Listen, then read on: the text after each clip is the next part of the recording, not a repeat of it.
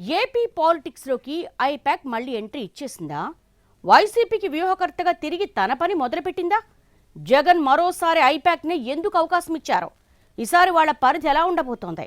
గత ఎన్నికల్లో వాళ్ల వ్యూహాలు పనిచేయలేదన్న టాక్ నడుస్తున్న సంస్థని తిరిగి రంగంలోకి దింపడం వెనుకున్న ప్లాన్ ఏంటి? అసెంబ్లీ ఎన్నికల్లో ఘోర పరాజయం తర్వాత వైసీపీకి దూరమైంది ఐపాక్ సంస్థ. ఎన్నికల వ్యూహకర్తగా పనిచేసిన ఐపాక్ ఓటమి తర్వాత తమ కార్యాలయాలను సైతం ప్యాక్ చేసేసి వెళ్లిపోయిందన్న టాక్ నడిచింది. 151 సీట్ల నుంచి 11 స్థానాలకు పడిపోయిన పార్టీని పునర్నిర్మించేందుకు జగన్కి సలహాదారుడిగా ఆళ్ల మోహన్ సాయిదత్ను నియమించారన్న ప్రచారమూ నడిచింది. కానీ ఎందుకో గానీ అది ట్రాక్ ఎక్కలేదు. ఇలాంటి చర్చలు జరుగుతున్న టైంలోనే సైలెంట్గా ఆ పార్టీ వ్యవహారాల్లోకి రీఎంట్రీ ఇచ్చేసిందట ఐపాక్. ఇప్పటికే ఆ బృందం సభ్యులు తమ పనులు మొదలు పెట్టేసినట్టు సమాచారం. 2014 ఎన్నికల్లో ఓటమి తర్వాత ఎలక్షన్ వ్యూహాల కోసం ఐపాక్ని రంగంలోకి దించారు జగన్.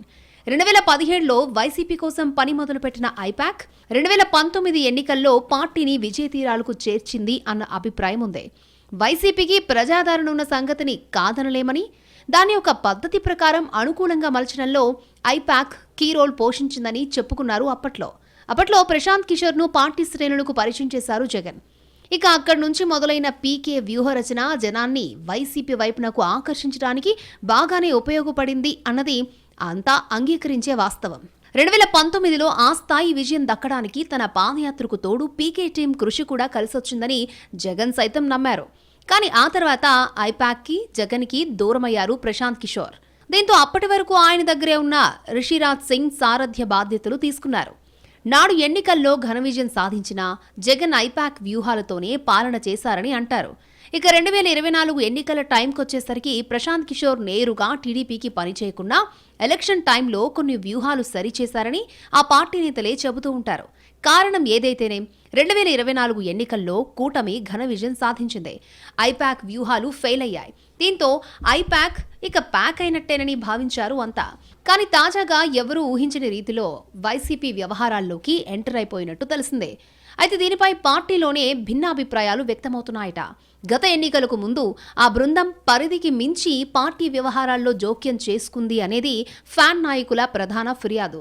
పార్టీలో తలలు పడిన సీనియర్స్ ని సైతం జూనియర్లుగా వచ్చిన ఆ పార్టీ వ్యూహకర్తలు పట్టించుకోలేదని, వాళ్లు శైలిలో పనిచేసుకోనీయకుండా అడుగడుగునా డిక్టేట్ చేయబోయారన్న అసంతృప్తి ఉంది.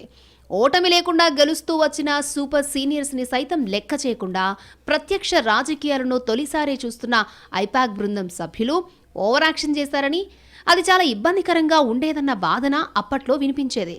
కొందరు ఐపాక్ సభ్యులైతే అక్కడక్కడా పార్టీ నాయకులతో లాలూచీలు పడి లోపాయికారి ఒప్పందాలతో పార్టీ అధిష్టానానికి తప్పుడు నివేదికలు పంపారన్న ఆరోపణలు కూడా వచ్చాయి.